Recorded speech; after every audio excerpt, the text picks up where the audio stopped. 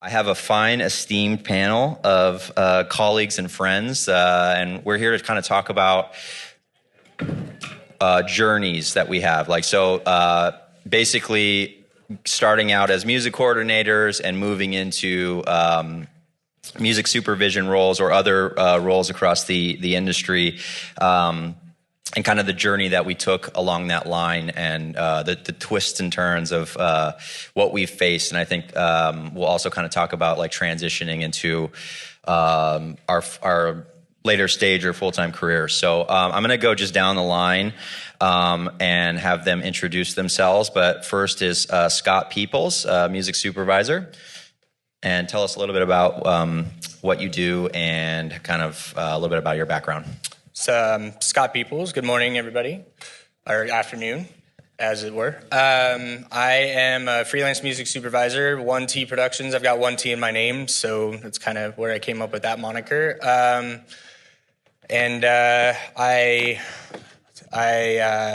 have a love for music and film from a very young age, and found out there was a job. I actually was watching The OC way back in the day, and back on Fox there was a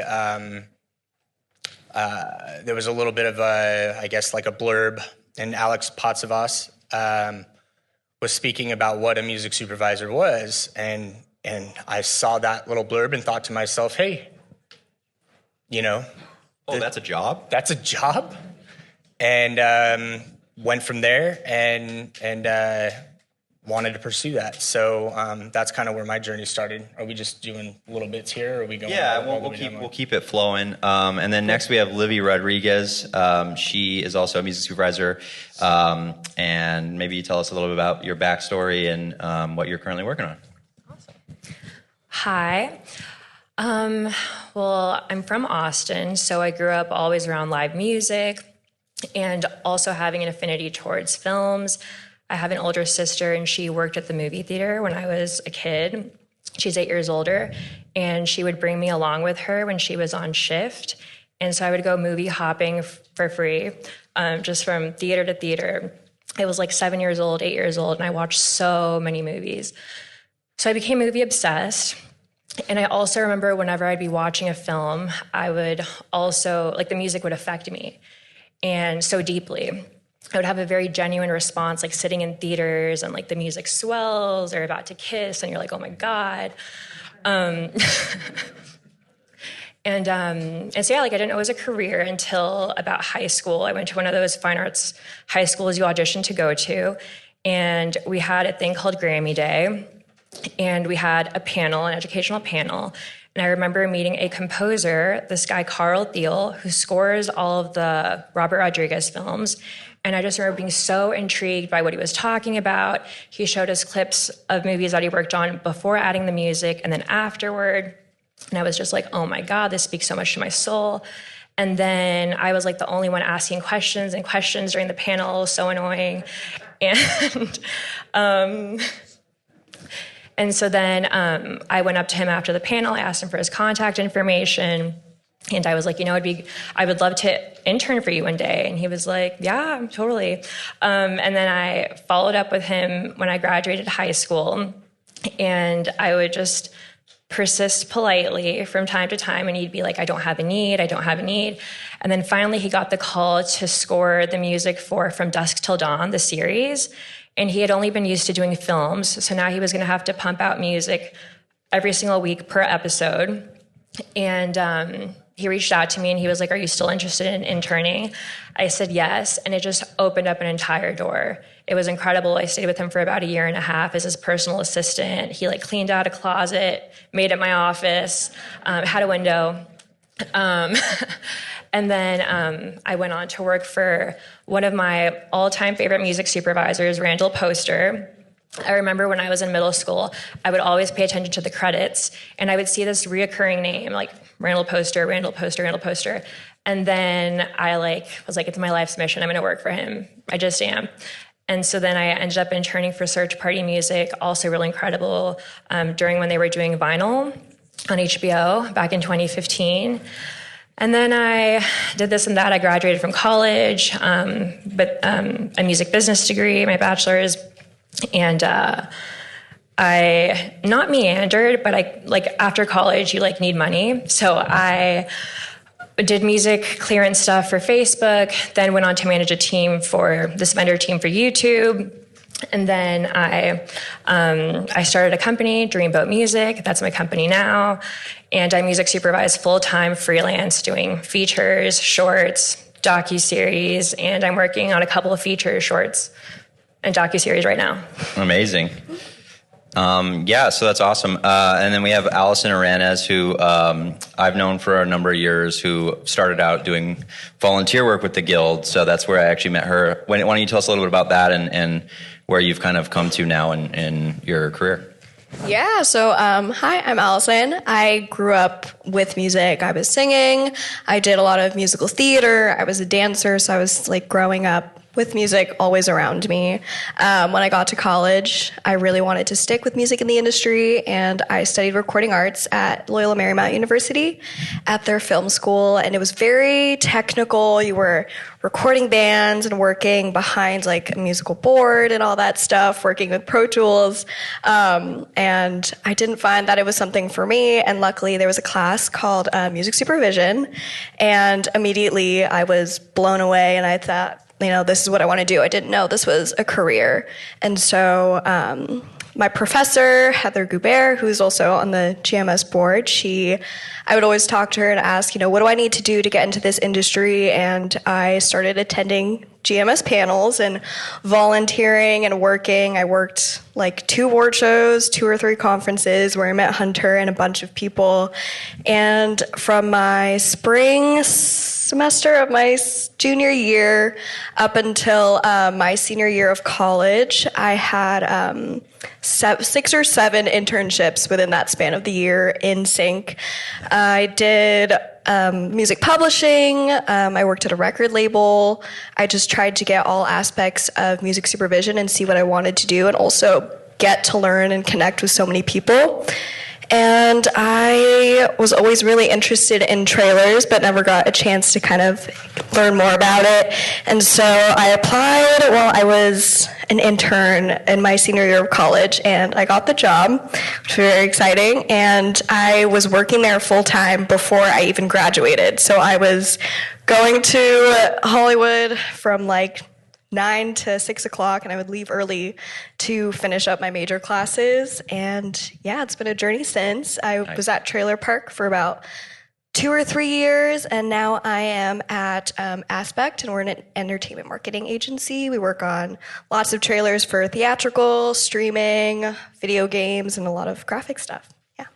Amazing. And Ryan Svendsen, kind of a similar vibe, at least to how I met you, but yours is an interesting journey because you weren't actually starting out in music or music supervision, but maybe you can talk about how you kind of arrived at where you're at now. Yeah, absolutely. Hey, everyone. Welcome. Good to see everyone in person again. It's really reassuring. I started off as an intern at Warner Brother Records, and I had several internships. My last name is Svendsen, and I was an intern for so long, people called me Sventern. That was my nickname. And at each of these positions, I just continually met people, tried to learn more, see how these departments work, and really to just be of service and to understand how these music departments launch people careers, how they're staying up to date on the latest trends, and seeing how I could add value to it. And one thing just led to another, and all throughout college, I was really interested in the show Entourage, and I really wanted to be a part of it in some capacity. So I made it a goal to at least just be an assistant at a talent agency, because I always say this in all my classes, but only 2% of people who enter a mailroom end up becoming an agent. So everyone disperses and they get jobs at ABC, or they'll go to Paramount or other places, and then you're instantly in this network, and you have a solid base, and you actually know people. And coming to events like this, you meet a ton of other people as well. So I was an assistant, and then after that, I became an executive assistant, and then after that, I became a coordinator at Lionsgate, and then I worked at Lionsgate for 7 years, and then a position to open up at Millennium. But all these roles were through referrals, through people you know. So you guys are in the right place right now in terms of at least, meeting others, because you never know where everyone's going to end up. And this is where it all starts. So congrats to everyone on being here and getting your journey started, if it is getting started. I mean, I see some legends just in this room. Yes, so, absolutely. I'll just tell you right now. And that's one of the things that's great, too, is this conference is nuts just because everyone here, for the most part, is a working professional or someone that's going to be a working professional. And as we've seen in the short time we've all known each other, we've all moved into bigger roles in a 3 to 4 year span. And that's going to be the same for if you're, let's say just leaving college or in college. All the people around you are going to find their way wherever they find. And then, at the end of the day, you'll look around and be like, oh, shit, it's been a couple years and we're all doing cool shit. So Kevin Estwick at the far end here, last but not least, my guy, one of the hardest working men in this industry. So, and has one of the most interesting stories, just because he's been all over the place. So why don't you tell us a little bit about your journey and where you ended up, man? Sure. Hello, everybody.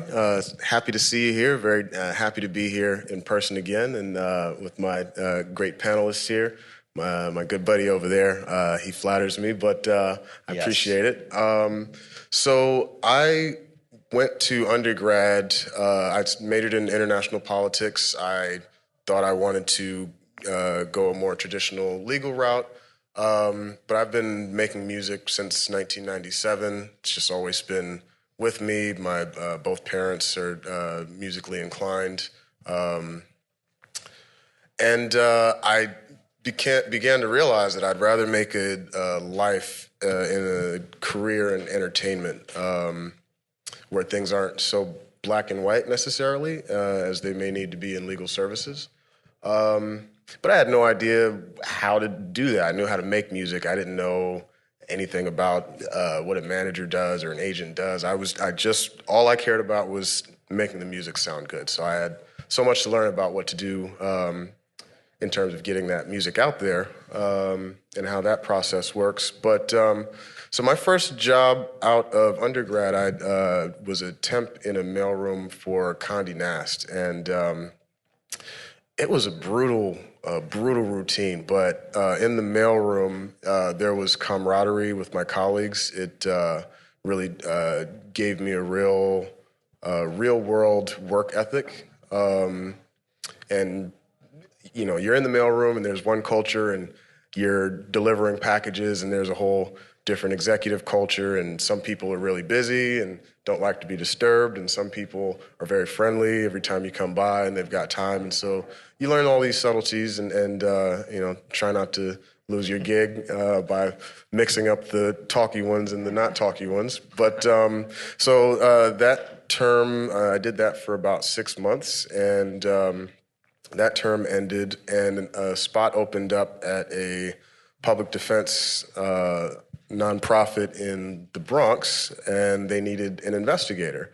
It was not something that I was looking to do necessarily, but I had friends who already worked there, heard great things about the place, and looked like a cool opportunity. The investigators got to use the company cars and drive all over the place and all over the place. So I was like, okay.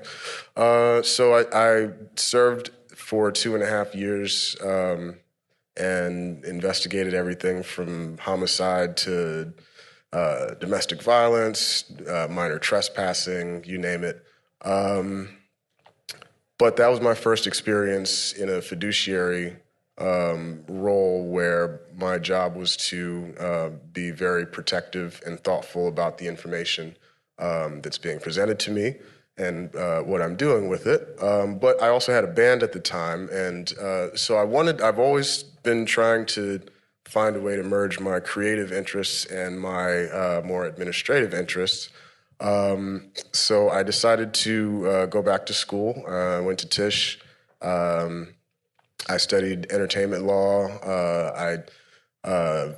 Publicity and promotion in the music industry.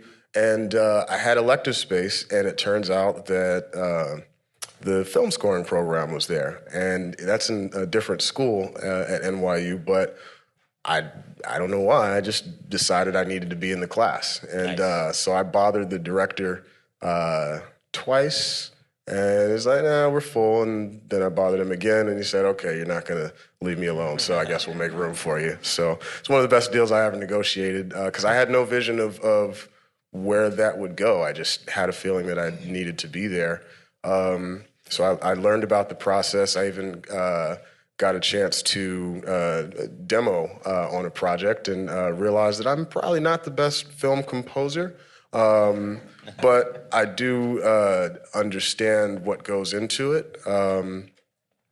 I would find myself like, oh, okay, well, this is working pretty nicely here, but maybe I can use that for a song, and that's not what the picture actually calls for. So I didn't get that job, obviously.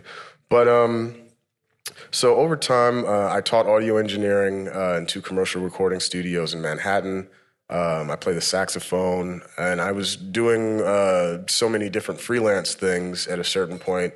And when you're doing all that and also trying to chase down your friends for that second payment or whatever your fee schedule is that you've agreed on, that can be pretty difficult or tiresome.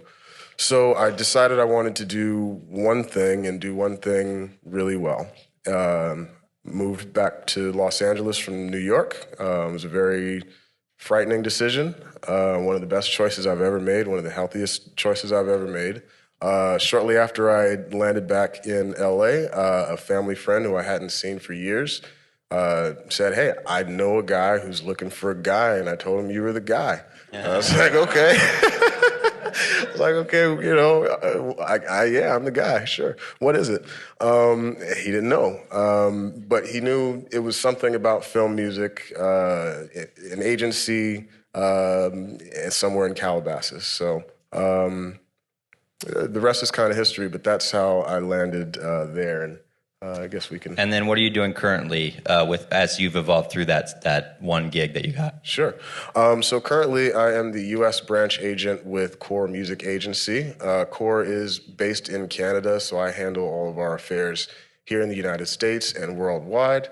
We represent some wonderful composers. Mark Corvin recently scored The Black Phone. We've got Darren Fung, who's done some incredible documentary work, Equus. We've got Jeff Toyne, scored 20th Century and Disney Fox's Filthy Rich. Very grateful to be working with all these folks, and yeah. Cool. And a little bit just about mine is I kind of started out as like a DJ when I was a young kid. I was like 19. I grew up in Reno, Nevada. I didn't really know how to make music, so I thought like, oh, you got a DJ, that's how you make music, and realized that wasn't actually how you make music. You just play other people's stuff. But I met a bunch of people that could show me how to do that, and I ended up kind of studying under a producer, and we used to make beats off of like an MPC and like a pretty cool home studio. But I always watched like the music videos and was like, what's that big like board that they work off of, you know? And so I kind of decided after, you know, making music in Reno for like, I don't know, 3-4 years that I'd kind of hit a ceiling. I was doing a lot of beat battles, and I was become to the point where I was touring with a bunch of hip hop acts, that like local acts that would catch the tours of like Murs and Grouch and Eli and Del the Funky Homo Sapien, and we would kind of catch through that Bay Area route through Vallejo and Auburn and Sacramento and San Francisco, Oakland area. And so we would do like a 4-city stint with like a major act. And then one time I produced a whole record with my partner and someone, a local guy, and someone was like, we love this. We want to make it into a play. And we're like, okay. And then they were like, but we're going to take the Reno Philharmonic, which was like a 40-50 piece orchestra, and convert these like hip hop beats we made into a fucking symphony. And we're like, I was like 20, I think at the time. And I was like, okay. And so I remember just sitting in that auditorium and just hearing hip hop music be done by an orchestra. I was like, that's the move. Like, there we go. But I didn't have the capacity to actually understand like really how to make music. At that point, I didn't even know like how to use a reverb, or like everything was probably at just like peak volume, you know? And so I decided, actually, I came to this school 10 years ago and went to the recording program, and then learned on, you know, how to engineer stuff. And one day I was working, I basically, when I moved to LA, I started working at this like sneaker shop. And I was like just needing to like pay rent. And so it was like this kind of rare streetwear store. And this guy walks into my store one day and he's like, or I was like, hey, how are you doing? What's going on? How you been? And he's like, oh yeah, I just got off a plane. I came back from Atlanta. I was on the set of Iron Man 2. And I was like, huh? What? And he's like, oh yeah, no, I'm the music supervisor on all the Marvel movies. And I was like, wait, what? What's a music supervisor? And I was like, I make music. I love to put my music in those movies, kind of vibes. And he was like, yeah, okay, cool. Take my coordinator's email down. And I was like, oh yeah, cool, we'll do. And then so he gives me his coordinator who's in the room. And that coordinator was, his name was Jojo Villanueva at the time. And so, yeah, that's cool. We'll talk a little bit about that too. But he took my email and then I sent him my beats and I changed my life. No, I didn't get any syncs out of those beats. They were trash probably, but it's fine. But what it did was I ended up meeting this guy and he basically like kept up with me. And so anytime we would get some cool sneakers in, I thought he would enjoy them. I'd take a picture and be like, hey, are you interested in these? And I kept that up for like 2 years or whatever. Graduated from the program. And then finally he's like, come to my office, dude. And so I go to his office. I'm like, I just want to work in this business. I do this. I'm a graphic designer. I am a sneaker photographer. I do websites. I do music. I fucking want to be a composer, blah, blah, blah. And he's like, calm down, dude. No, he's like, what do you want? Like, what do you want out of your career? He's like, you're basically like a jack of all trades, but a master of none. And I was like, wait, what? I'm a master of none. What the hell? I'm a master of all, okay? But it was great because it was like what he was trying to tell me was like, how can I help you? And I was like, well, I really want to work in film music. I want to be a composer, and I want to get into this business, but I'm really interested in music supervision as well. So he's like, okay, well, I guess I can help. I'm representing a composer. He has like a studio in El Segundo, and just go down there and I'll like get you an internship. And that person was named Christopher Leonards.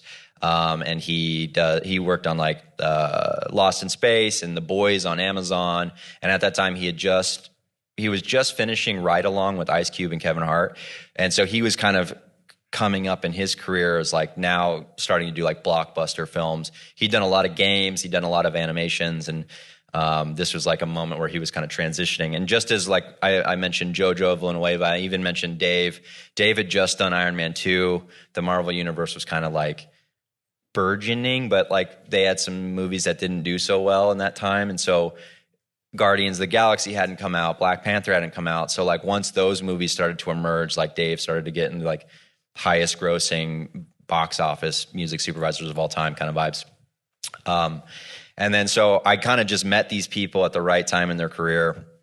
And I also I worked under Chris for like almost a year and then didn't get the job there, which is I think an important thing to talk about is like the failures we've faced, not the successes. So I didn't get the job there and I was kind of bummed. I took another job with a Japanese rock star. His name was Yoshiki. I worked with him for a year doing graphics. So I'm now out of music again and I'm doing like graphic work for like big billboards in Times Square and New York Comic Con. And I used to do all this comic book art. And so that's what I would send to Dave also was like comic art. And I would sign the back and be like, congrats on the new movie, whatever he had been releasing. So that was my way of like keeping up with whatever Dave's career was going. Cause I just knew like, this is like your shot. It's not like you shoot your shot and you never get to see them again. It's like if you have a moment with somebody and you show interest and just following up and kind of like tracking people's careers as they be successful and just kind of being a person that like isn't weird and also isn't like creepy stalker, but also just like congratulating them when they do well and things like that, right? So I ended up meeting this guy at this Yoshiki. He's a rock star from Japan, if you guys don't know, but I met a guy named Jonathan McHugh, who was like the secretary of the Guild of Music Supervisors. And then the rest is history. I started working under John Houlihan, the music supervisor for like the Deadpool movies and John Wick's. And then kind of eventually worked under him for a couple years and then kind of branched off to start moving more into this executive music production space. So now I kind of sit between both worlds of like working with supervisors and working with artists and producers and creatives to create, music moments in film and TV. So, but yeah, I think the best thing to go now is just to kind of talk about like what you guys have faced along your journeys, like not just, I work on this film, but like some of the harder moments or failures that we've faced, and that have kind of shaped our understanding of, where we ended up wanting to take our careers, and the hard parts of what we'd have to do in order to understand like our successes. It's like, for me, I think the things that we've done, those kind of stories that we don't actually oftentimes talk about, I think is really what's most interesting to me, because when it comes to some of these panels, you get like these legends on the panels. But a lot of you guys hopefully are in places in your career where you're transitioning or moving into new things and moving into new areas. So maybe you can talk a little bit about that in terms of like how your journey's been and some of those moments that have shaped you, I guess, if there's any that particularly come out to you, Yeah, I've got one currently, actually. So COVID hit, and everything has kind of been shit for a few years, right? And I wasn't doing anything for a while, music supervision wise. Family took a hit, and wasn't really sure what I was going to be doing in the industry. Like a lot of us in this room, and after a while, I started applying and doing some other stuff just to pay the bills. We had to do what we had to do, and I come from a retail background too, and I have a love of all things media. So books was something that I grew up working at Borders and Barnes and Noble and in the bookstores and the record stores, and so. The library was something that I was super interested in, and so I decided to apply to a library, and ended up working at a library. After COVID, COVID calmed down a little bit. Like while you were kind of also scoping projects and things like that, right? Yeah, I was scoping projects out. I was applying to different places and shooting out resumes. I was contacting supervisors. I was contacting coordinators. And shooting my application out every which way, and I just couldn't get a job. Yeah. I'd hit Hunter up a couple times, like, hey, can you look my resume over and see, like, what is it that I'm, not doing right? And I wasn't getting any bites at all. Which I could say probably for a lot of us. I would say in the last 2 years, there's probably been an interesting transition from how active things were to, that drop off in some ways, And so this library gig turned out to be something that interested me to the point where I've decided to pursue a library and information science degree that I may take into the archive world, which is a complete backwards, but at the same time, it's going to bring me around to something that's still related to, music and film and rights ownership, like library at so Congress. Many different things, so many different things that that I could do with it. So cool. That's actually awesome. Yeah. And then Livy, you just made the transition from kind of trying to do work in Austin to moving to LA. Maybe you could talk about like that process. I know a lot of people maybe have commuted here from another city to even just be at this conference, but maybe you can talk about like trying to be like, all right, dude, I am going to be a supervisor, and making that change from working at like YouTube and some of these other things that are not in what you wanted to pursue, Yeah, I think I had dreams of moving to LA like a long time ago, and I kept kind of getting in my comfort zone, and I had this great job. They kept promoting me, and I'm like, but this isn't what I want. But they're like, but this is money. Right. And then I kept getting promoted. We call it the golden handcuffs. I kept getting promoted. Yeah. And then I reached the height of where I could be where I was or where I wanted to be. And being born and raised in Austin, it was great. Musical city, family, all my friends were there, and it was great. But there isn't a lot of opportunity for music supervision, or at least there wasn't really when I was there. Maybe it's changed since I left. I don't know.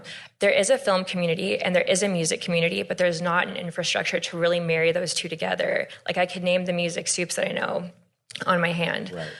And so during the pandemic, like a lot of us did, we did a lot of reflection. And I was like, wow, life is so short. I should go to LA like tomorrow. Right. And so I kept my daytime job and I did not tell them that I was moving. And I drove myself to LA.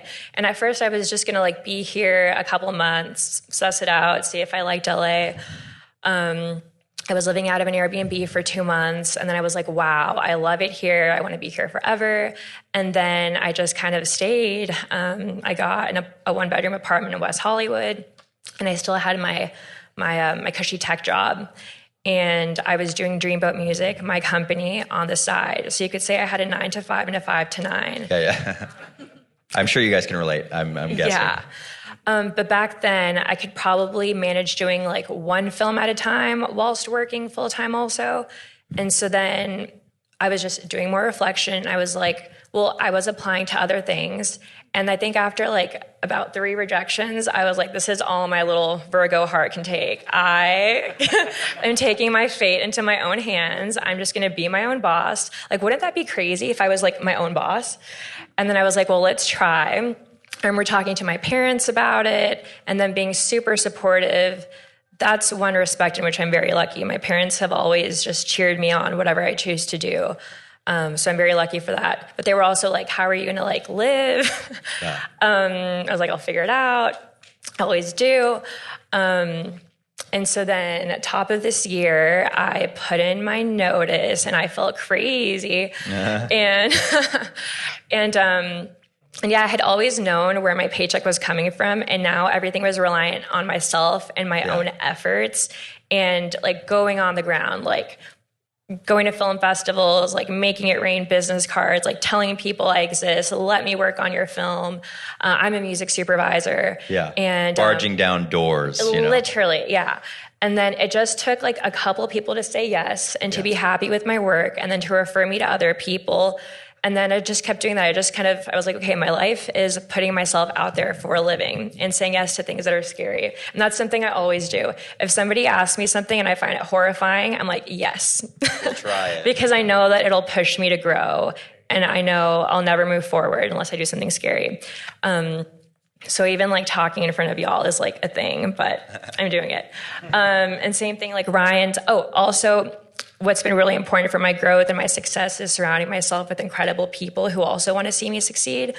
So it's incredible. Like the moment I chose myself, decided to bet on myself and pursue music supervision full time, I found that the universe was conspiring to help me. So like literally Hunter is incredible. And it's always like, did you see this? Or like, do this or do that. And same thing with Ryan. He's had me speak at his class. Yeah.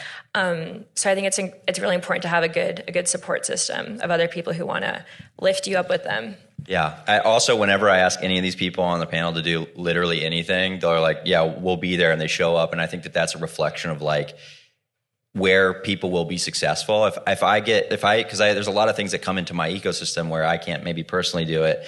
And if people give me weird answers or if it's shaky or if I feel like, maybe I shouldn't ask them next time, that's huge because it's about confidence. It's about confidence in knowing that if I ask or if someone asks someone to do something that it's just going to get handled in the way that it should. So just to give you that relay, like I think that's like super important. So Allyson is one of those people as well. I always notice folks like as volunteers. I've been with the Guild for 8 years now. So I'm kind of like the ancient stone that has moss growing on it at the Guild. So, but I do see a lot. I've seen a couple generations of talent develop as a result of just being volunteers, which is something that's huge. And all these people you see with shirts, they're going to be getting you guys jobs at some point. I'm guaranteeing this. So, I'm not even joking either. So, and Allyson is one of those people, who used to just do like check-in and Ryan was doing, volunteer stuff. Scot, I met Livy at the 2019, conference, and Kevin is just never says no to me. So, and so Allyson, maybe you can talk a little bit about that transition and some of that road that you've gone on, and as well some of the kind of the rocky moments that have like allowed you to be coming into a cool, successful, role in the trailer world, Yeah, so it's very full circle moment for me to be up here. I had volunteered for about 2 or 3 years up until the pandemic hit. It's a really, really great place to, connect with so many people. And a lot of the people that I have met through the Guild and through volunteers, like Kevin was one of the first people that I had met back in 2019, 2018. Yeah. You keep really, really close connections with everybody, and everyone kind of helps each other out. We're all in the same boat. Yeah. I guess some rocky stuff with internships, being in the class and learning about music supervision, I didn't really have that much experience. I was kind of learning everything through the class. It was really hard to get an internship. And, speaking with Heather and really trying to get myself through the door, there were so many places that she would recommend me to, and a lot of them were like, oh, we don't know yet. I don't know if you have enough experience. I didn't really have any other internships before that besides a photography internship for fun. Yeah. And so, attending the Guild and volunteering and making so many connections, and, when I go to an internship interview or something like that, I would say, how does one gain experience as an intern? That's the whole point of this.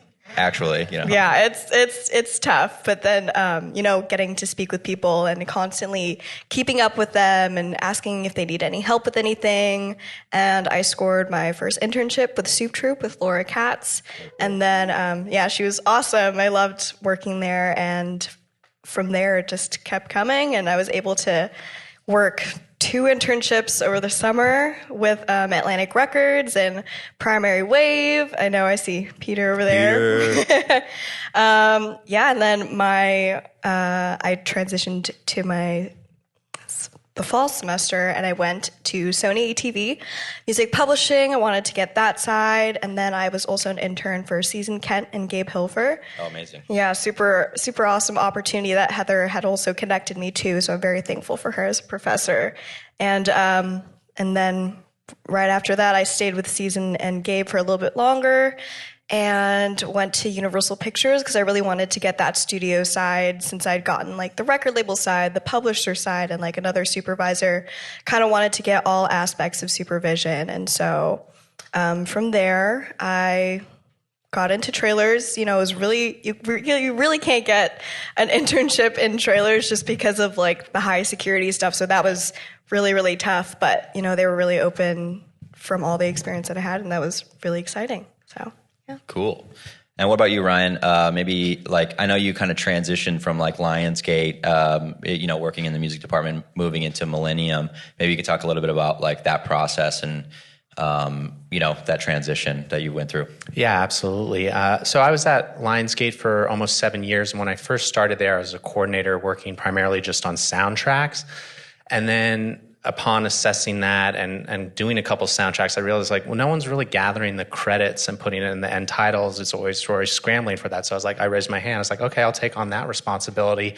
And then I realized, no one's doing music publicity and marketing with our marketing departments. There's always this huge disconnect. So I took that upon myself. And as that kept going, I got promoted to senior coordinator, and then a manager, and then a director, and you just continually expand upon yourself and your skill set as a part of this massive behemoth. And along this time, also the DSPs were starting to emerge and have more prominence.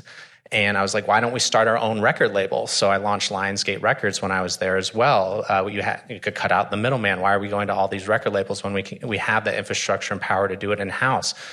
But that being said, with these companies, the hardest part is usually just getting in, like any university. And once you're in and you start to master the skill sets that you were hired for, you could then expand upon it. So it takes a lot of patience and persistence. And, with that comes setbacks sometimes as well. I was there for 7 years.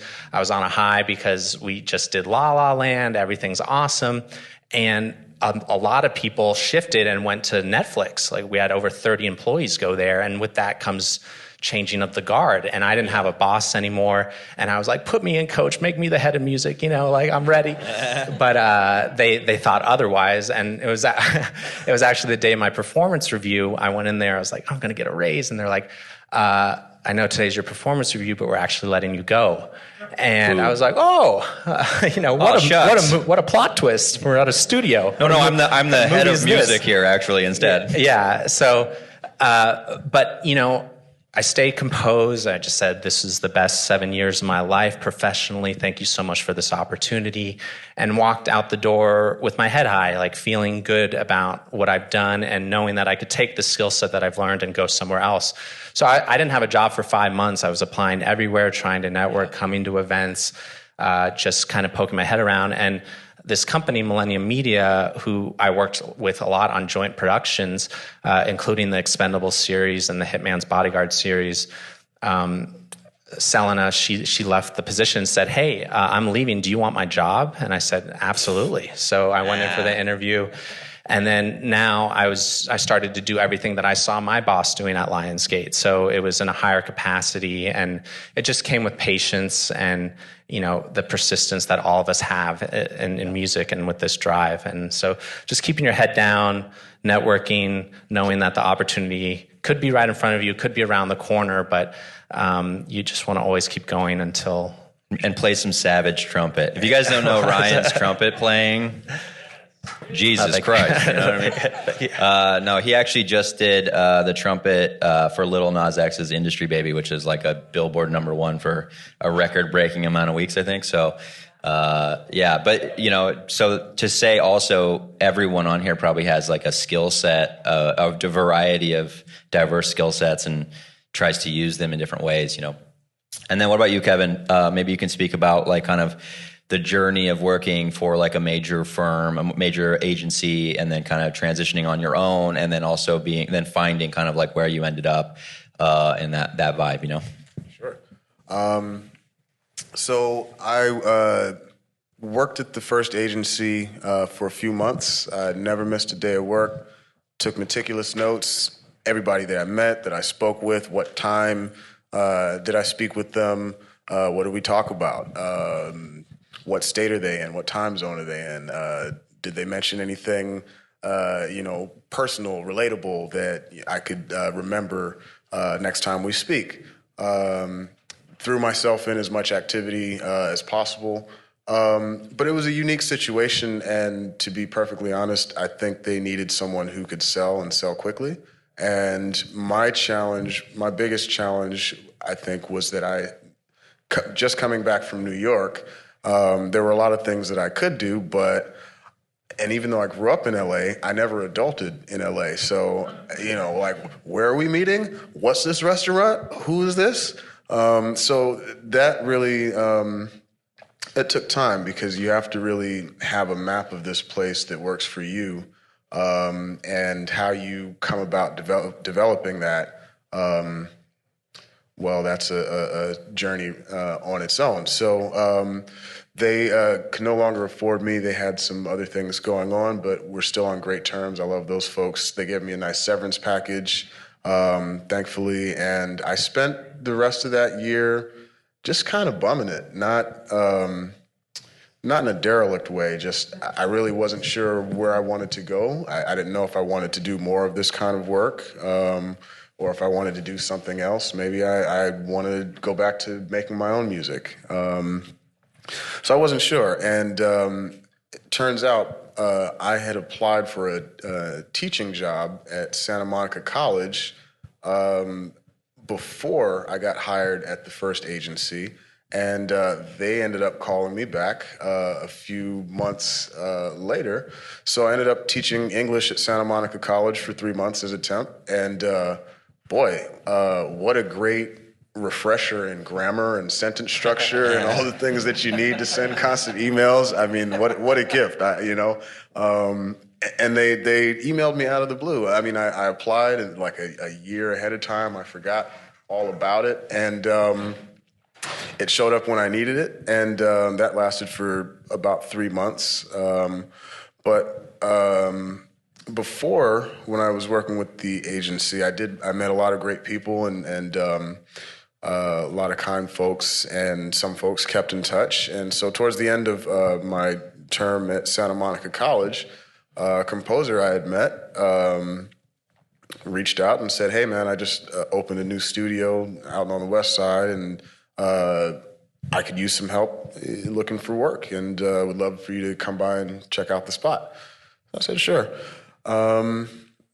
And so I went. It looked nice. We had a great conversation, and the expectations seemed to be pretty manageable. And then I had to make a choice. Is this something that I really want to do? Because if so, I need to throw myself all the way into it and utilize the best practices that I learned at the previous agency and make the best I can with that. Or I could let that gift just fall by the wayside, and I didn't like that option. So I went out and I focus grouped with whoever I could speak with about what do you think about this name for a composer management company? What do you think about this sort of letterhead? What do you think about these ideas and those ideas? And so I created my own composer management service, Sterling Film Music, and I did that for about 2.5 years. And it was a great experience. Never made any money or touched any money, which is fortunate because it wasn't designed necessarily for that. I've done QuickBooks and accounting work in agency, and that's just not necessarily where I think my strongest, where I think my time would be spent optimally. But you're designing something that can be useful for others. So in going out, I started with one client, and then for a while I had 3 clients, and it's 3 guys who some people know about, but not as many people know about, and that's what I'm trying to do, get their name out there, and then I'm also an unknown quantity at this time, so it's like 2 randos calling studios and seeing what's going on over there. But, fortunately, there are very kind people in this space. People are very busy, of course, but you treat people with respect and you listen well. And like Hunter was saying, these relationships come back over time. So also, I think Kevin is one of the most respectful, kind, polite people I've ever met. And I think anyone that knows him can attest to his professionalism. And I think that over time develops into such a way where everyone would want to work with you. And I think there's a lot of people, especially with the old guard, where they're like, I don't want to work with this person anymore, because I think that's a huge factor in this next generation into how we, I think, look at the business or whatever. And then maybe you could just kind of finish it off in terms of how you transition from that into your current thing. Sure. And actually, to that point, thank you very kindly. When I was working as an audio engineering instructor in Manhattan, as a musician, there's a competitive part of me, but that experience opened me up to customer service and to realize that, oh man, I could make a strong impact by being a midwife to these artists' dreams, because that's really what I found myself doing as an engineer. You're not just checking phantom power and so on and making sure you're not half-patched. But I had a mentor, and I'm very grateful for him, and he always had a certain energy. He does it differently, but at a certain point I asked him, I was like, how do you do that? Just, be warm to everybody and is it bullshit? What you're good at it, but how do you do it? How do you eat it? Yeah, well, and he's just like, nah, man. If you're here, you're here. We're all humans. We all have families, things we're concerned about, dreams, desires, failures, and there's nothing wrong with just being a good energy in the room. So the world could use more of that, and if we can do that ourselves, then we've done something right in the day. So that being said, I designed my company to be acquired by an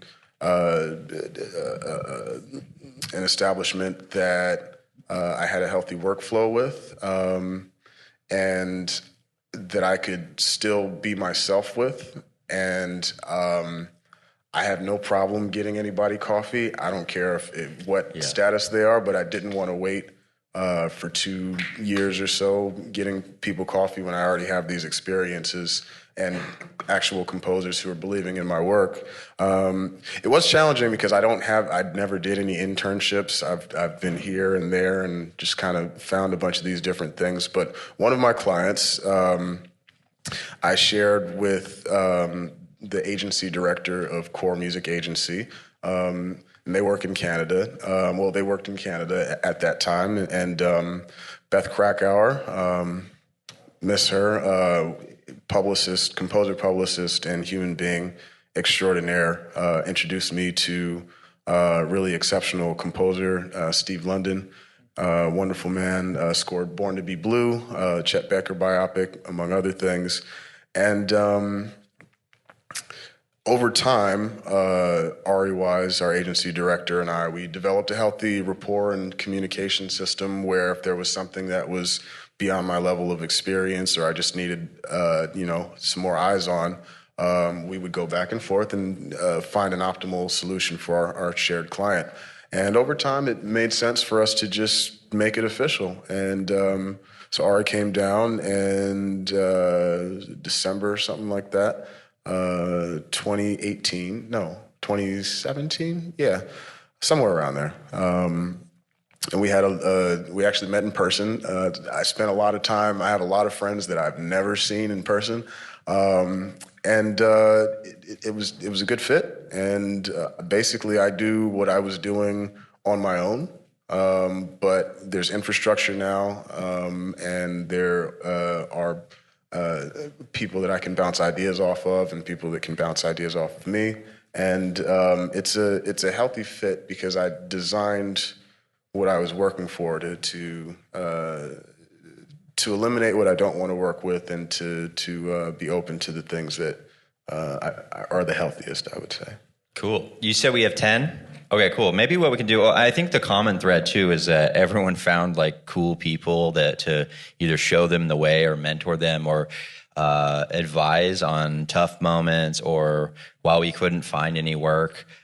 We've all been probably laid off or fired or like had awkward job transition moments.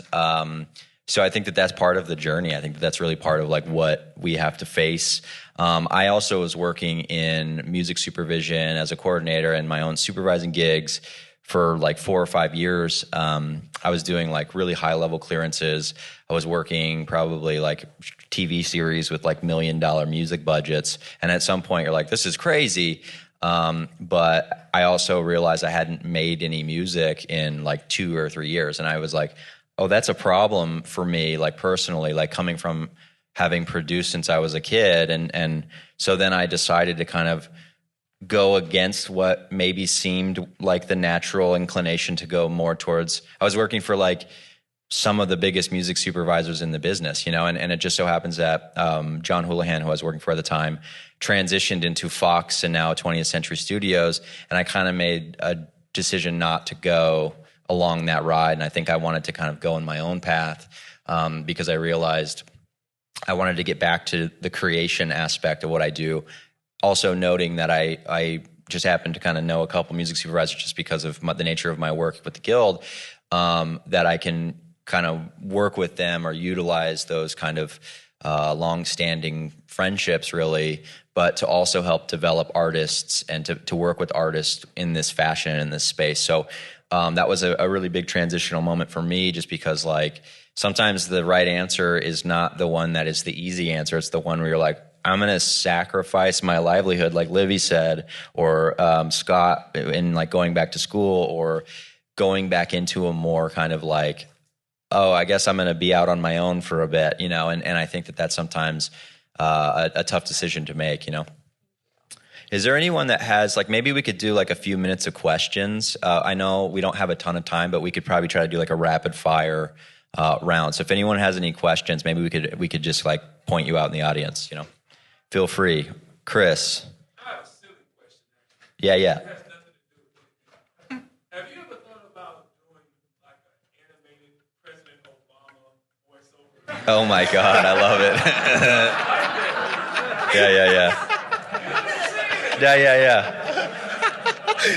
Yeah. Yeah, that actually is not the first time I heard that. Nice. Thank you. All right, that's all the time we have for questions. No, that's great. Anyone else have any questions about maybe particular things that you're going on in your lives that maybe we can be like, oh, I remember when that happened to me yesterday or 4 weeks ago. So does anyone have any? How about you, sir? I have a question for Kevin. I'm a composer. Sure. I work mainly writing for trailers and production music. What is an agent is looking for in a composer besides a working composer for film and TV with credits? It catches your attention. Bless you. An agent looking for a long form composer. It's always case by case. It's a great question. What is your name? Eric. Eric. Pleased to meet you. There's basically a checklist that you kind of look at and see if a talent checks off these boxes. It's kind of what we do, in terms of how we end up working with people in general in this field. What I can tell you is that as intuitive as it may seem in certain ways to if you're doing a lot of great shorts, or you're doing a lot of trailers or production music, that there are transferable skills that can go to your long form experience, but it doesn't always translate. And that's something that is, as an agent, it's helpful to work with composers who are aware that it doesn't naturally translate.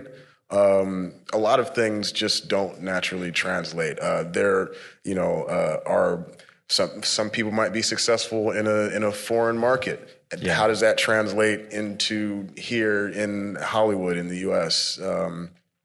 So it's helpful to know how to translate your own work, and that might take time, and it might involve a lot of rejection first, but you're here, you're going out, you're asking the right questions, and you find somebody that can afford to and is willing to take a chance on you with their long form project, because talent is everywhere. Yeah. So, who can you really work with and trust to deliver on time and on budget?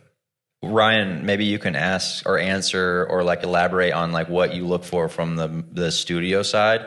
I would also just say, I'm going to say this too, is a strong reel is probably really great to have, as well as a body of work, whether that be independent productions that you're pursuing on your own, so that your reel just looks really strong. And, but yeah, what about you, Ryan? Yeah, absolutely. Well, when a brief goes out for a project and a composer's needed, there's certain parameters that the project might not necessarily be passed on to the composer or even to the agent about the script, the genre needed. So if you have a reel and you've worked on a certain amount of projects and you have a highlight reel, it's really important for it to be properly labeled, have the nice metadata. How are people consuming these audio files? Is it through Disco? Is it through Dropbox? It's the transfer of information to make it seamless as possible, so that when it comes to me, I'm able to give it to the director in a presentable and consistent fashion. So you really look for that in an agent who's going to present you in a really nice way as well. So it's a mutually beneficial thing. But I think one of the most important things, if you're a composer who wants to sign with an agent, you have to think about what you're bringing to the table and if you're getting consistent enough work to even warrant an agent yet, because they're working hard on your behalf and they're taking a commission, but they're earning it because they're getting you the best market price and getting you in front of the door. But the most frustrating thing I've heard from composers is I can't land an agent. It's well, you should be trying to land a project, not an agent first. Work with directors. Any successful composer probably met these directors at film school and worked on a bunch of these projects with them as they've evolved. So, and it's the same thing with supervisors. Supervisors mostly get their jobs from directors or people who be I need this guy.